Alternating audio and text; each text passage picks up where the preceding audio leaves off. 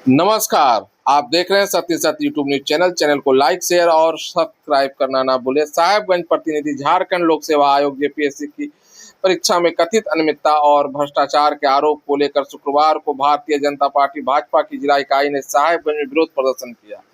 Party कार्यकर्ता ने station चौक पर एकत्र होकर राज्य सरकार के खिलाफ नारेबाजी की तथा कांग्रेस नेता राहुल गांधी का पुतला दहन कर अपना विरोध दर्ज किया।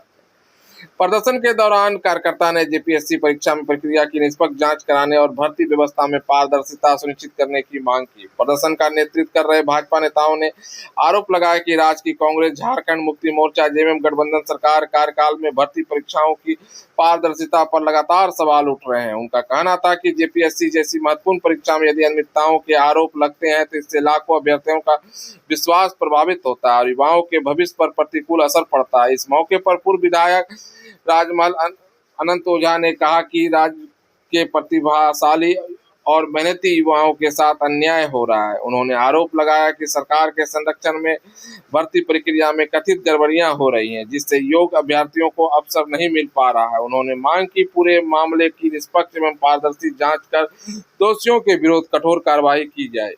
राजमहल पूर्व विधायक अनंत ओझा ने कहा कि यदि सरकार जेपीएससी से जुड़े आरोपों को निष्पक्ष जांच कराने में विफल रहती है तो भाजपा राज्यव्यापी आंदोलन शुरू करेगी। उन्होंने कहा कि युवाओं के भविष्य से किसी भी प्रकार का समझौता स्वीकार नहीं किया जाएगा। पार्टी इस मुद्दे को लगातार उठाती रहेगी।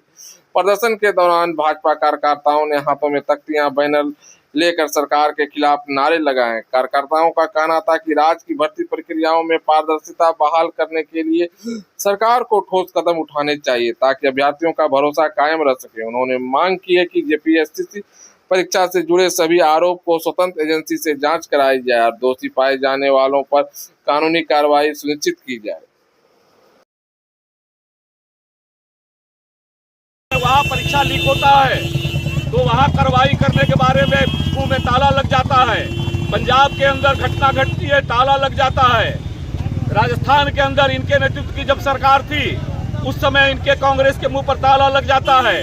और जहाँ यशस्वी प्रधानमंत्री नरेंद्र भाई मोदी जी जब सीधे कहते हैं कि कोई भी इस प्रकार का छात्रों के साथ खिलवाड़ करने वाला तत्व हो वो बचेगा नहीं, तब इनको पेट में दर्द होता है और देश के अंदर अराजकता फैलाने का काम, इस प्रकार के अराजक तत्वों को संरक्षण देने का काम ये करते हैं। और झारखंड के अंदर भारतीय जनता पार्टी जब सड़क पर संघर्ष करके इस बात को कहती है कि जेपीएससी में घोटाला हो रहा है, तब उसका जेपीएससी के चेयरमैन को इस्तीफा देना पड़ता है।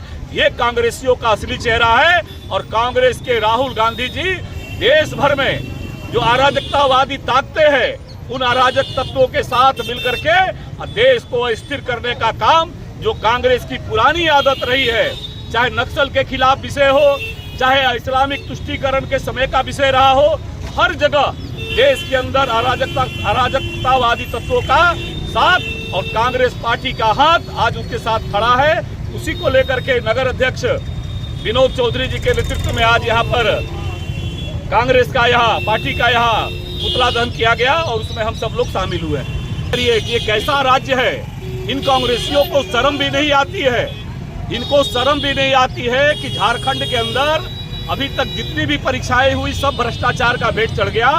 और जब भारतीय जनता युवा मोर्चा के हमारे साथी जब जा करके जेपीएससी कार्यालय का घेराव करते हैं, ये कांग्रेस वाले, जेएमएम वाले इंतजार करते हैं कि भाजपा के लोग, भाजपा के प्रदेश अध्यक्ष वो कहे कि अब हो रहा है, भाजपा के नेता प्रतिपक्ष बोले, तब जाकर के इनको लगता है जब जेपीएससी कार्यालय का घेराव करने जाते हैं और तब इनकी सीआईडी का पुलिस रात में इनका चुपके से जा करके और वहां छापामारी करने का काम करती है।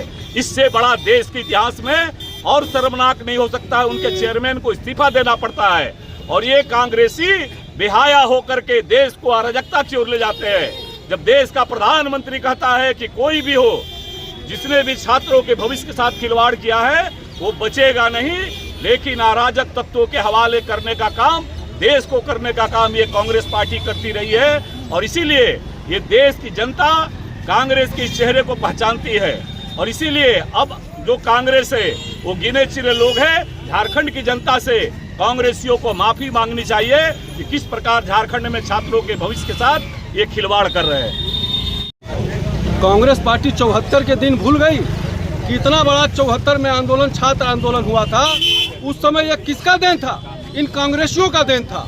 और कांग्रेस ने मीसा के तहत छात्र नेता को जेल में बंद किया और जितने भी विपक्षी नेता थे सबको जेल में बंद किया, पत्रकारों पर प्रतिबंध लगाया।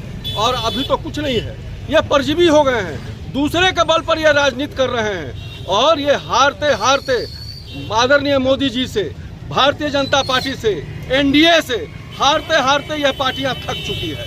अब यह परजीवी हो गई है, खोज रही है कि किनको पकड़ के हम अपनी राजनीति को चमकाएं।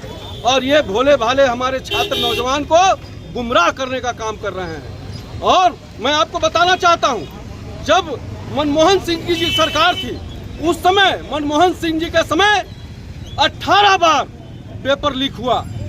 उस समय कांग्रेस वाले कहां गए थे? अभी जहां जहां कांग्रेसियों की सरकार है, जिन राज्यों में कांग्रेस के नेतृत्व में सरकार चल रही है, सभी राज्यों में इसी प्रकार पेपर लीक हुआ है। उस समय राहुल गांधी कहां चले गए थे? तो राहुल गांधी को एक मुद्दा चाहिए। अभी इन्होंने एथेनॉल का मुद्दा बनाया।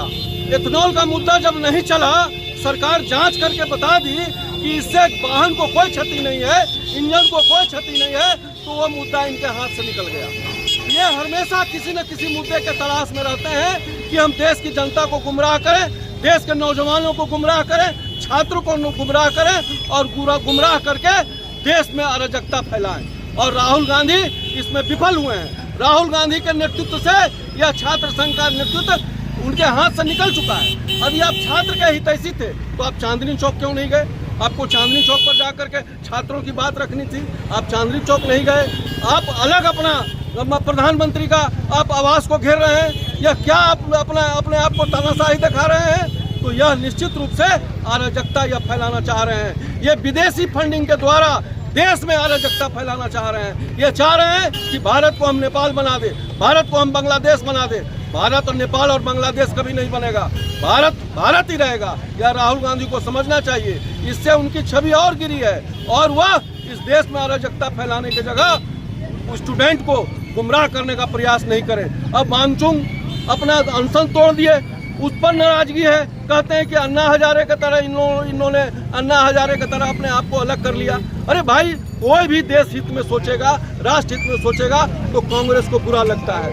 कांग्रेस विदेशियों के हाथ में बिक गई है और उसी के नेतृत्व के अनुसार भारत में राजनीति करना चाहती है। इसलिए हम ये आज राहुल गांधी के पुतला दहन के माध्यम से हम देश की जनता को आगाह करना चाहते हैं, छात्र को, नौजवान को आगाह करना चाहते हैं। आपका जो भी मांग है, निश्चित रूप से भारतीय जनता पार्टी के नेतृत्व में आदरणीय मोदी जी आपकी मांगों को सुसज्जित ढंग से पूरा करने का प्रयास करेंगे। मगर ऐसे लोगों के आप गुमराह मत बनिए ताकि देशद्रोही का मामला हमारे छात्र पर भी गलत ढंग से न थोपा जाए। इसलिए राहुल गांधी और कांग्रेस पार्टी को आगाह करना चाहते हैं कि नौजवान छात्रों को गुमराह करना बंद करें। और कभी कहते हैं संसद में प्रधानमंत्री का हम लोग अभिवादन सुनना चाहते हैं, संसद में बहस नहीं करना चाहती है भारतीय जनता पार्टी। जब संसद में बहस करने का उनको निमंत्रण दिया गया तो वह संसद छोड़ करके भाग गए। तो वो संसद में भी बहस करना नहीं चाहते हैं, सिर्फ देश के नौजवानों को गुमराह करना चाहते हैं। इसीलिए मैं देश के नौजवानों से आग्रह करना चाहता हूं कि ऐसे लोगों के चक्कर में पड़ के गुमराह नहीं हो। और छात्र का जो समस्या है, निश्चित रूप से वो देश की समस्या है और छात्रों की समस्या के लिए सब लोग चिंतित है कि छात्र के साथ अन्याय नहीं हो। बस बहुत बहुत धन्यवाद।